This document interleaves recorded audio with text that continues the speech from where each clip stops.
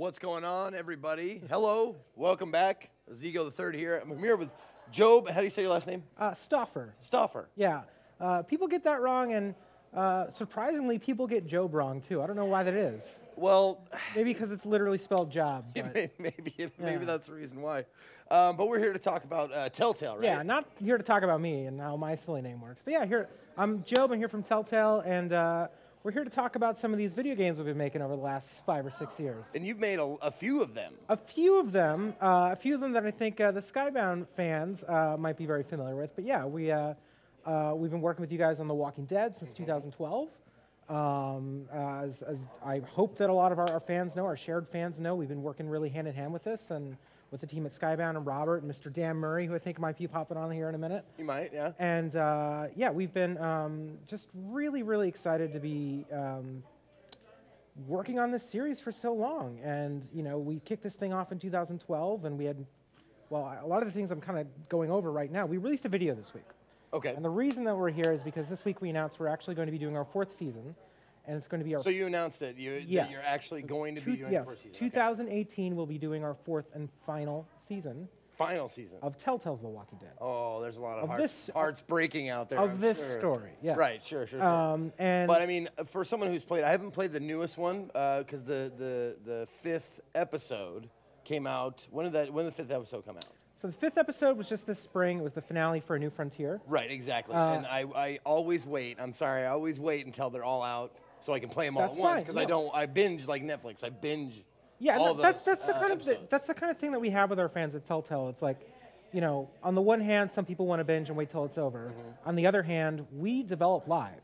So it's not like we have these all in the can and then we're just releasing them later and later. We're actually, you know, when we did, you know, the first episode of season 1 of Walking Dead, we had that episode finished. We kind of knew where we were going to end the story by the end of the season, but how we were going to get there really kind of changed and was kind of tailored by the audience's reaction. Oh, really? So the people who play the game actually kind of play a part? Absolutely. The community behind, you know, not just Walking Dead, but all of our games. But oh, hey, Dammer. Hey, Dan. How's it going? Hello. How's it going, buddy? We were just talking about how we, some would say foolishly and some would say insanely, don't actually make our Telltale episodes ahead of time. Yeah, it's fantastic. It's an amazing process. Yeah, it's an amazing process when we send things to Dan and Robert and everyone at Skybound. Hey guys, the game's done. What do you guys think? Okay, time to go. It's improv. It's it's day at the improv with Telltale. It's this hybrid between improv and planning and reaction to the audience. Sure. And like I was saying, when we shipped that first episode of The Walking Dead for season 1, we knew where it was going to end by the end of the season, but we had no idea how people were going to react to certain characters. And we saw that feedback on YouTube, we saw it on Twitter, we saw it with the community, but we also literally see how people are behaving and their role-playing when they're playing the games. Every time you make a choice in a Telltale game, we record that. Like, we have that data. Just like when, you know... Well, it tells you that, too. Like, Clem will remember that. Yeah, exactly. And then we see that back on our servers. We see that big sort of cloud collection of what all millions of players have decided, and we know, oh, wow, these people really don't like Kenny, or these people really do like Clementine. And we get that proof positive data as well as sort of the gut reaction vibe of the community out in our forums and your forums and on Twitter, and we kind of always tailor and change some of our creative decisions as we go along. That's actually really cool as a fan and as a player of the game. And I'm not just blowing smoke. I really do enjoy like all the Telltale games, and the Walking Dead games are no exception. But it's really cool to hear that it happens organically. It does. That it comes along kind of like a comic book. You know, it comes out issue by issue, and sometimes there's ideas ahead of time, but nothing's set in stone. Yeah, the fact that there's actually player agency like that in a narrative storytelling adventure game is very innovative. It's something that is definitely unique to Telltale, I think, and especially in how they react in real time on the story side. It's pretty impressive. Absolutely. Well, we got to go to this video. I want to see this video because I haven't seen it yet. So we just announced this week. We're going to be doing our 4th and final season, and just talking about how, you know, we don't really know what the audience thinks until they play it, and as we go along, you know, we had this little girl in season 1, Clementine, that we knew was going to be important, but we just didn't know how important. And I think we sat down with the team and Melissa, and we said a few things. And if you haven't seen it, you can check it out now. All right, let's take a look.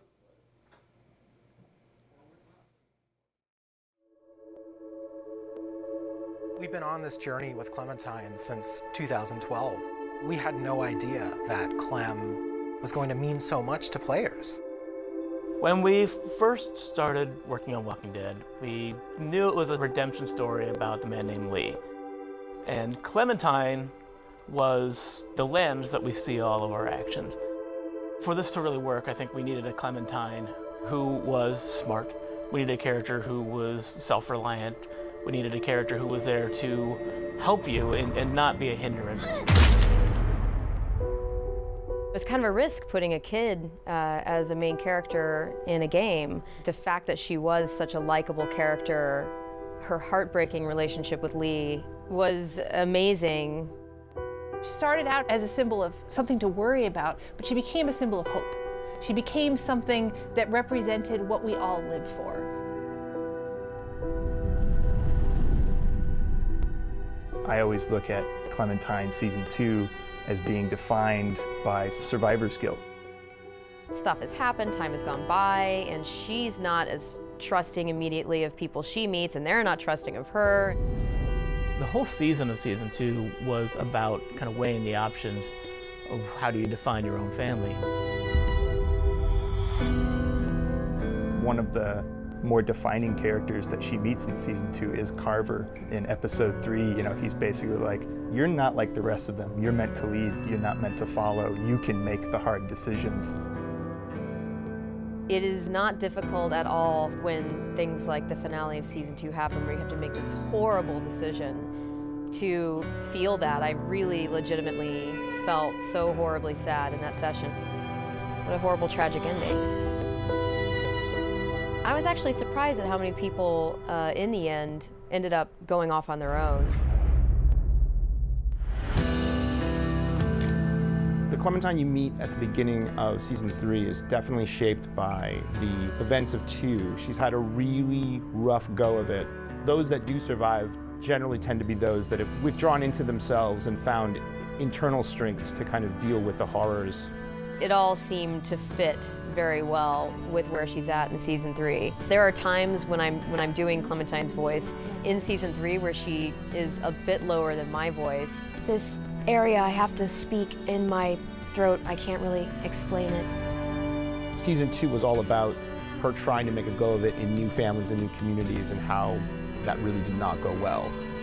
Over the course of Season 3, she meets a family with which, by the end, it did work.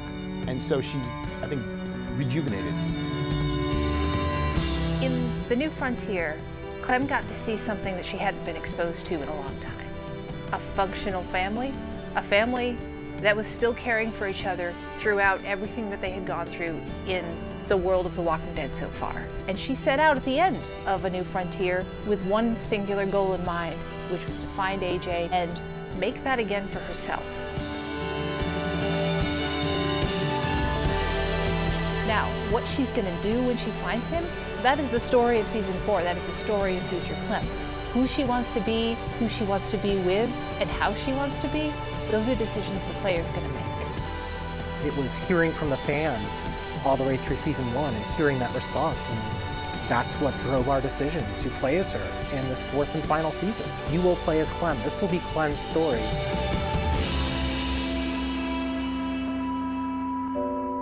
It's gonna be an amazing experience.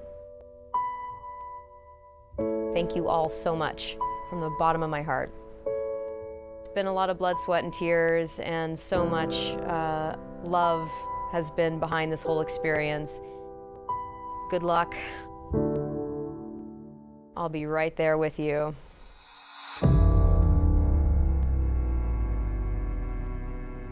Wow, man. Every time they just nail that heavy shit in Walking Dead, man. Well, It's so, and the music and the feel of it, it just adds another element to the world of The Walking Dead that I just, as a gamer, personally just adore. Well, I mean, it's Skybound. It's Robert. It's this team that really gave us that course. You know, it was. It's Melissa. Come And on. Melissa, for crying out loud. Clementine. Well, and I wanted to say, like, in the trailer, she said, I was surprised how many people, like, chose for Clem to go alone. I was like, go alone, and I wasn't surprised at all. I was like, Clem is a badass. Yeah. She can do it. If anybody lives through the entire Walking Dead, even after it's done, however many years from now, Clem will live on. It's amazing to see Melissa sort of go through that exercise to change the octave in her voice. Yeah, she's been. It's weird too because I mean, like I feel like players feel this and we feel this as a studio. It's like we kind of raised this kid together, you know. Yeah, like and oh man, I feel attached. I mean, it was. I distinctly remember like between episode 4 and 5 in 2012 with the first season, just kind of really paying attention to the audience and really just seeing that people were just so completely enraptured and keeping this character safe and making sure nothing happened to her. And that's a stark contrast to the reality of what The Walking Dead is and how it works, where no character is sacred and no one is safe.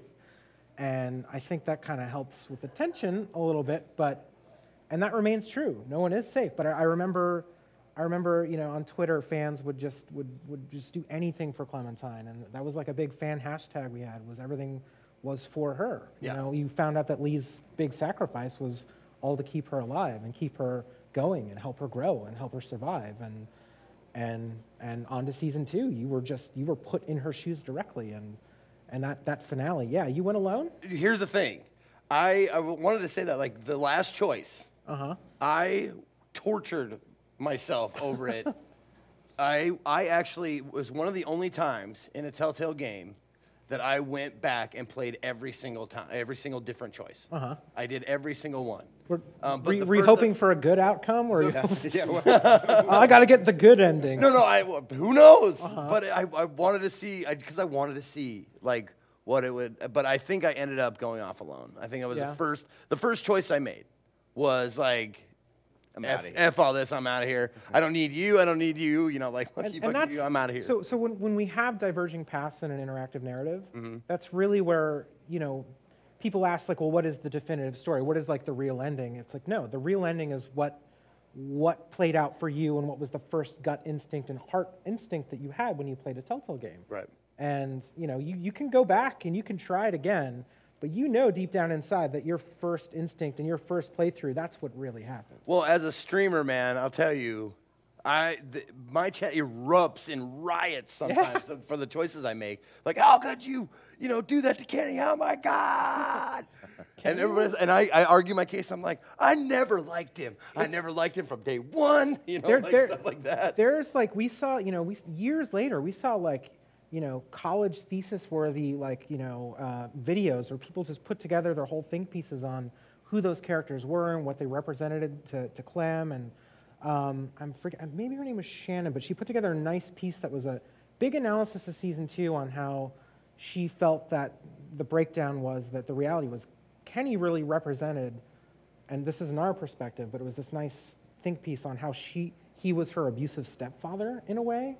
Yeah. Which like really kind of hit us, and like I remember the writers and the team kind of looked at that and was like, wow, like we kind of did kind of make it like that. But that's why we have this that's why this conversation existed at the end of season 2 of like, were you going to side with him anyway because he was family, but he was kind of abusive if you really kind of look at how he kind of went off the rails. But then it opens arguments, and then there's the Kenny Brigade on our forums, and there's the people that are diehard Kenny no matter what, and it's. I don't understand those people. Giving those aren't my people. I love Kenny. Of course you do. Kenny was through a lot. He lost his kid and his wife, and yeah, sure, but I mean, twice. Everybody's lost everybody. Come on. Yeah, but he doesn't give him an twice. excuse. He's not special. He's one of the few that he lost. Spoiler, but yeah, he lost Katja and he lost Duck, and he comes back in season 2 with Sarita, and that doesn't work out well for them either. And then all he has left is Clem and this newborn AJ, and it was just devastating to see, he had, that's what it boiled down to for him was, this is what I have left in the world. I have to take care of AJ and Clementine. And the way that he treated Jane and the situations that he put Clem in, under that duress, it was intense. And putting players in the position to have to choose what to do, or even just do nothing, I mean, I'm still mad at us for doing that. Well, we've run out of time, guys. Yeah, I know. We talk about what's coming next. No, I know. What's coming next? We got season 4 is coming out 2018. It is coming 2018. We and Dan and I were just talking about this. we're deep into creative right now. We're working with Skybound. We're working with our writers and our fans, and just looking at the reaction to this announcement. And we know we want to reach our conclusion for the Telltale series. And that's not the conclusion for Walking Dead by any means. Right. It's not even the conclusion, I think, of us working with Skybound and working with Walking Dead by any means. So we want everyone to know that we feel this is going to continue, but we feel that this story that we've created is going to reach some kind of conclusion. And it's hard to say that without saying, oh, everyone's going to die, but that's not necessarily the case. Right. So don't freak out.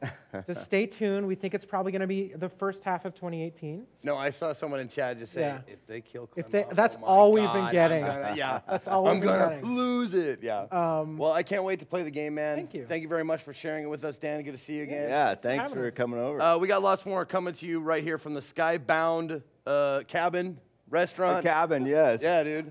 The koi pond. Yes. Don't go away. We'll be right back. If you guys missed our live streams from San Diego Comic-Con, we are bringing to you some of our favorite segments and highlights from this past weekend. If you want to watch all 3 days of our live streams, make sure to go to twitch.tv/Skybound and subscribe to our community. If you like what we're doing here at Skybound, make sure to subscribe to this channel and hit the notification button so you know when the other videos are popping up. Sorry, I don't know why I said it like that, but that's what you get. Thanks for watching, guys.